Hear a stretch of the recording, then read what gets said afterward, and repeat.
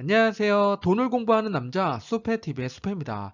지난번에 배당 관련된 ETF로 SCHD랑 JPR 요걸 요청해 주셔서 분석을 해드렸는데요. 그와 관련돼서 추가적인 질문이 있었습니다. CDC랑 비교했을 때 과연 어떤가요? 라는 질문이었는데 오늘은 CDC를 파헤쳐 보겠습니다. 그리고 이 ETF 말고도 내가 관심 갖고 있는 ETF가 있으면 댓글로 남겨주시면 많은 거 순으로 다시 한번 정리해 보겠습니다. 그럼 바로 시작해 보겠습니다. 월배당 ETF CDC에 세 가지 질문을 던지고 그거에 대한 답을 찾아보겠습니다. 그러면서 여러분이 투자할 만한 가치가 있는지 생각해 보시면 좋겠는데요.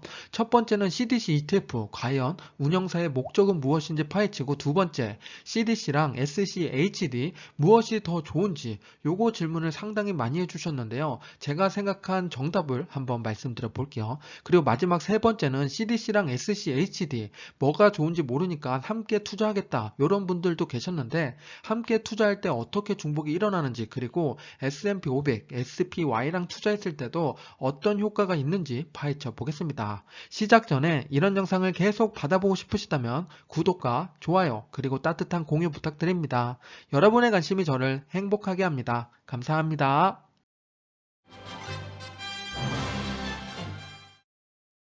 최근 1년간의 주가 차트를 비교해 보겠습니다. 비교 대상은 3개인데요. CDC랑 나스닥, S&P 500입니다. 1년 동안 봤더니 CDC는 12.6% 상승이 나왔고 나스닥은 한 5% 올랐습니다. S&P 500은 반대로 마이너스 5% 하락한 상태죠. 주가가 이렇게 많이 올라가니까 CDC에 관심을 가질 수밖에 없겠죠. 그리고 심지어 배당을 봤더니 CDC는 2.67%의 배당을 줍니다. S&P 500이 1.3%밖에 안 되니까 거의 2배나 배당을 주고 있는데 주가도 상당히 많이 올라가죠. 이렇기 때문에 요즘에 CDC에 관심을 많이 받기 시작한 겁니다. CDC가 어떤 기업에 투자하고 있길래 나스닥보다 더 좋은 성적을 내고 있는지 선정 기준을 보겠습니다. 크게 네 가지 스텝으로 나뉘게 되는데요. 첫 번째는 리츠 기업을 제외한 시가총액 1위부터 500개 기업을 선정합니다. 이 500개 기업 중에서 순이익이 4분기 동안 적자가 아닌 기업을 또 선택을 합니다. 그럼 좀 추스려지겠죠? 그리고 나서 배당 ETF이기 때문에 배당 수익률이 좋은 순서대로 랭킹화를 한 다음에 1위부터 100위까지 기업에 투자하는 게 CDC입니다.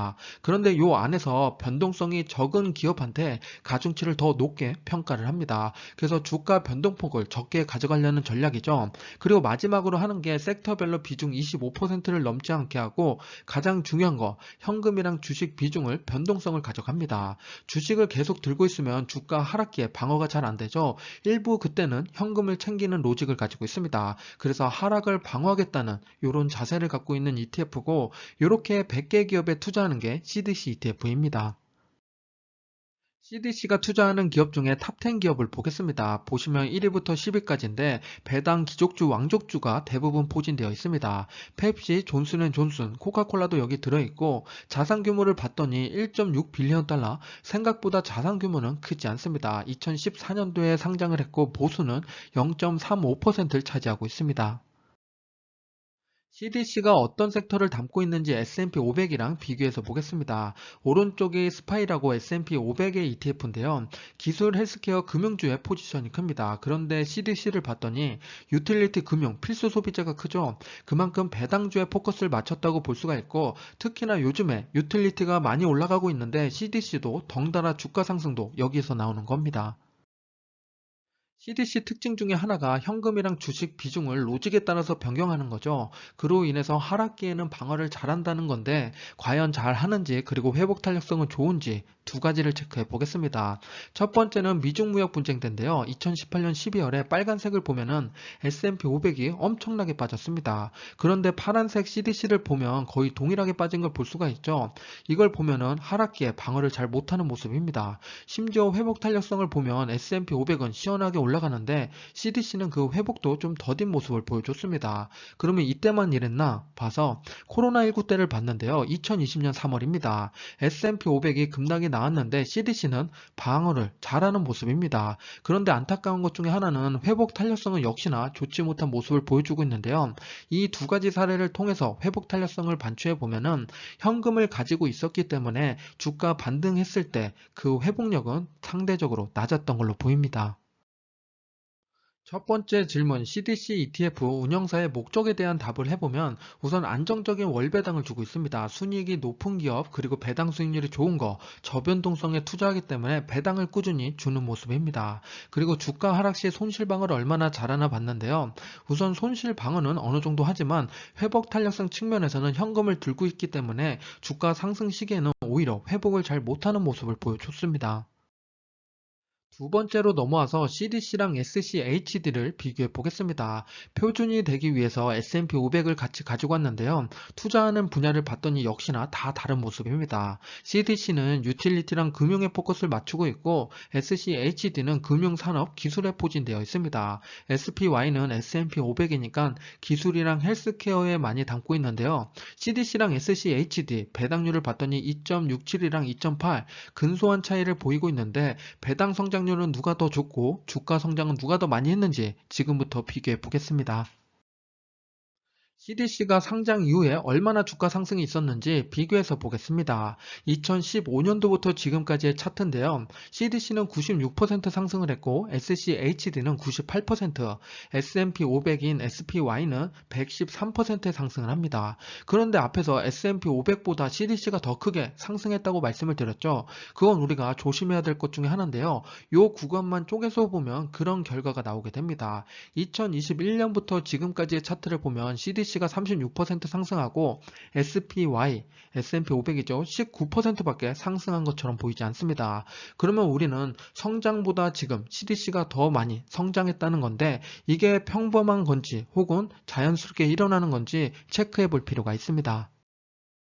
성장주의 대표라고 할 수 있는 QQQ의 연도별 수익률을 보겠습니다. 2000년도부터 보면은 빨간색으로 나타낸 게 마이너스 수익률입니다. 경제 위기 때마다 성장주들은 많은 하락을 했었죠. 그리고 나서 지금 2022년인데요. 지금도 많이 빠지고 있습니다. 이랬을 때 성장주는 빠지지만 반대로 배당 기업들이 상승하는 모습을 보여줍니다. 그 시기를 보면은 보통 7에서 10년 사이에 한 번씩 오고 있는데요. 지금이 그렇기 때문에 QQQ보다 CDC가 더 각광을 받는 겁니다. 그런 시기라서 CDC에 우리가 눈을 돌리는 거지 평소에는 이렇게까지 관심받는 ETF가 아닙니다. 실제 기업을 통해서 한번 볼게요. CDC의 대표라고 할 수 있는 존슨앤존슨은 연초 대비 7% 상승했는데 SPY의 대표라고 할 수 있는 마소는 연초 대비 16%나 하락을 했습니다. 성장주가 이렇게 하락하는 게 정말 드문 일 중에 하나죠. 지금 일어나는 일이 평범한 일이 아니라는 걸 알고 계시는 게 좋습니다. 경기 침체가 길어진다면 당연히 성장주가 맥을 못 추는 시간이 길어질 건데요. 평범한 상황이 아니라는 걸 알고 투자하는 게 중요한 포인트입니다.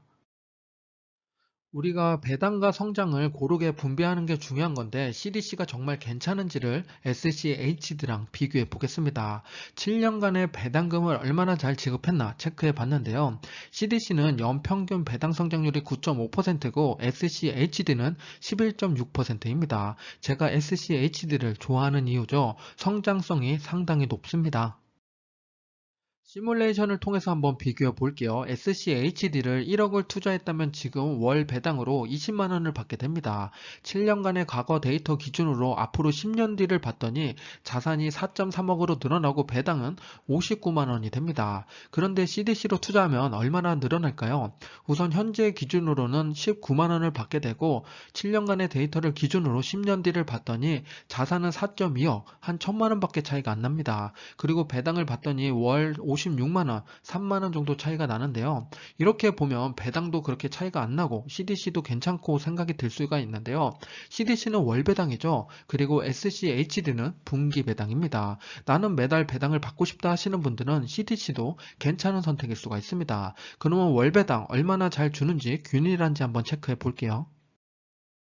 1억을 CDC에 투자했다면 2021년에 얼마를 매달 받았는지 한번 체크해 볼게요. 배당 소득세까지 포함한 거니까 실제로 계좌에 꽂힌 돈입니다. 1월에는 9천원, 2월에는 13만원, 3월에는 17만원, 12월에 봤더니 52만원을 받게 됩니다. 편차가 상당히 크죠. 매달 받아서 생활해야 된다면 CDC는 그렇게 괜찮은 선택이 아닐 수가 있습니다. 1억을 SCHD에 투자한다면 분기별로 배당을 얼마나 주는지 한번 보겠습니다. 2020년부터 가지고 왔는데요. 52만원에서 71만원까지 줍니다. 그리고 여기서 포인트 중에 하나는 12월에 배당을 많이 주죠. 그래서 SCHD는 연말에 투자하는 게 더 매력적일 수가 있습니다. 그건 그렇고 지금 보면 상대적으로 균일한 분배금을 주고 있습니다. CDC랑 SCHD 무엇이 더 좋은지 한번 답을 내려볼게요. 주가 상승률을 보면 2015년도부터는 SCHD가 98%로 2%더 높습니다. 그런데 2022년부터는 CDC가 유틸리티 상승이 높았기 때문에 더 높은 상승률을 보여주고 있고요. 우리가 배당이 중요하니까 배당금이랑 배당 성장률을 봐야겠죠. 배당금에서는 CDC가 19만원이고 불규칙한 거에 반해서 SCHD는 20만원으로 만원이 더 높고 균일한 모습을 보여줬습니다. 배당 성장률도 보면 11.6%로 SCHD가 더 높죠. 저는 그래서 CDC가 아니라 SCHD를 더 좋게 평가를 합니다. 나는 CDC랑 SCHD를 같이 투자하고 싶다 하시는 분들이 있을 것 같아서 중복률을 체크해 봤는데요. 우선 두 개의 중복을 봤더니 40개의 기업이 중복이 일어납니다. 그러면 40%라는 이야기인데요. 40% 중복되더라도 나는 같이 투자하고 싶다 하시는 분도 있습니다. 그럼 이 40개의 기업을 알아둬야겠죠. 펩시, 버라이즌, 코카콜라, 암젠, 3M, 알트리아 등이 있습니다. 내가 SCHD 투자하고 CDC 투자하고 알트리아에 투자했다 그러면은 세 개가 모두 다 겹치게 되는 거죠. 이렇기 때문에 두 개 겹치는 기업들이 뭔지를 알아두시는 게 좋습니다. 내가 개별 기업도 투자하고 ETF를 투자한다면 겹치는 것들이 있는지를 꼭 체크해 보셔야 됩니다. 오른쪽으로 넘어와서 S&P 500이랑 CDC를 좀 비교해 봤는데요. 61개의 기업이 겹치게 됩니다. 그러면 투자하는 기업, 겹치는 기업을 봤더니 존슨앤존슨, JP모건, 엑슨모빌 같은 기업들이 있고 추가적으로 SCHD랑 CDC 그리고 SPY 세 개가 모두 다 겹치는 기업을 봤더니 33개가 있습니다. 지금도 겹치는 기업들이 보이시죠? 펩시랑 시스코 시스템 같은 기업들이 있습니다. 그러니까 내가 투자할 때 어떤 기업들이 겹치는지 꼭 체크해 보시기 바랍니다. CDC를 투자하면서 추가로 어떤 걸 더 담아야 되는지 고민하시는 분이 계실 겁니다. 이거 말고도 ETF 투자할 때 이렇게 보시면 좋은데요. 한번 말씀드려 볼게요. CDC의 섹터를 보면 유틸리티랑 금융이 포지션이 크게 있죠. 반대로 적은 포지션이 무엇인지 섹터를 봐야 됩니다. 보면은 기술, 원자재, 커뮤니케이션, 임의 소비재 등이 작습니다. 이 말은 성장주의 포지션이 작다는 이야기니까 QQQ를 넣으셔도 되고 기술주의 포지션이 6.4%밖에 안 되니까 XLK라는 기술 ETF를 넣으셔도 됩니다. 그리고 CDC 기업 선정 기준에서 첫 번째로 빠지는 게 리츠 기업이었죠. 그렇기 때문에 여기는 리츠가 없습니다. 추가로 리츠 ETF인 VNQ를 넣으셔도 분배적으로 포트폴리오 상으로도 괜찮은 모습입니다. CDC뿐만 아니라 내가 투자하고 있는 ETF에서 섹터 구분을 보고 거기서 부족한 부분을 채우는 게 포트폴리오를 다각화하는 방면입니다. CDC랑 SCHD 같이 투자해도 될까요에 대한 질문에 답을 드려보면 우선 CDC랑 SCHD 40개의 기업이 중복되니까 40%고 SPY랑은 61개니까 60%의 비중으로 중복이 일어납니다. 이렇게 강하게 중복이 많이 일어나는 건 굳이 같이 담을 필요가 없습니다. CDC는 투자를 같이 하면 좋을 거는 CDC에 없는 걸 채워 넣는 게 좋은 거죠. 그래서 성장 ETF인 QQQ라든지 기술 ETF인 XLK 혹은 리츠인 VNQ를 넣는 게 더 합당합니다. 마지막으로 ETF 자산 규모를 보면서 힌트를 얻어볼게요. 배당 성장 ETF 5가지를 가지고 왔는데요.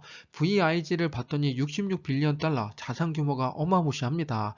VYM도 크죠? 두 개는 2006년도에 상장해서 연수만큼 자산 규모가 많이 커졌다고 볼 수가 있습니다. 그러면 오른쪽에 보면은 2014년도에 상장한 DGRO랑 CDC는 갭이 큰데요. 이걸 보면은 왜 자산 규모가 작은지, 그리고 작으면은 그만큼 소외됐다는 건데, 왜 CDC는 소외됐는지를 우린 생각해 봐야 됩니다. 같은 연도에 상장을 했는데 DGRO가 10배 이상 크다는 건 그만큼 DGRO의 매력이 더 크다는 이야기니까 우리는 투자하기 전에 자산 규모가 얼마나 되는지를 꼭 체크해 볼 필요가 있습니다. 지금까지 CDC ETF를 가지고 세 가지 질문에 대한 답을 찾으면서 객관적으로 분석하려고 노력했는데요. 다소 부정적인 이야기도 있었습니다. 투자는 신중히 하고 그리고 보수적으로 봐야 되기 때문에 좀 격하게 이야기 드렸는데요. 과거 데이터가 미래를 대변하진 않지만 어느 정도 가이드는 줄 수 있기 때문에 투자에 꼭 참고해 보시기 바랍니다. 지금까지 수페였습니다. 감사합니다. 성공 투자하세요.